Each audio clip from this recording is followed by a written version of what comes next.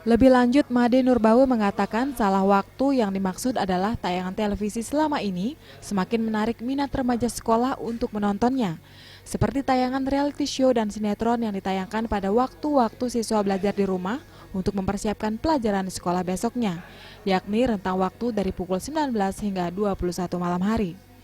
Dengan tayangan tersebut di waktu yang dikatakan tidak sesuai, rupanya membuat masyarakat resah. Terbukti banyak keluhan masuk ke Komisi Penyiaran Indonesia Daerah atau KPID Bali. Sehingga menurutnya menjadi kerja berat KPID ke depan untuk mengawal aspirasi masyarakat tersebut.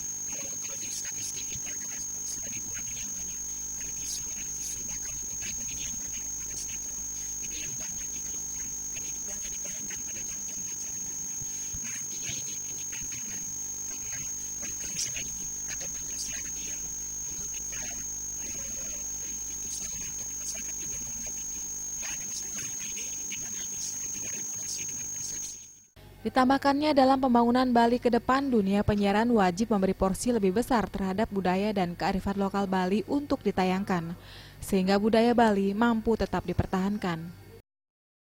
Jaya dan Alit Setiawan, Bali TV.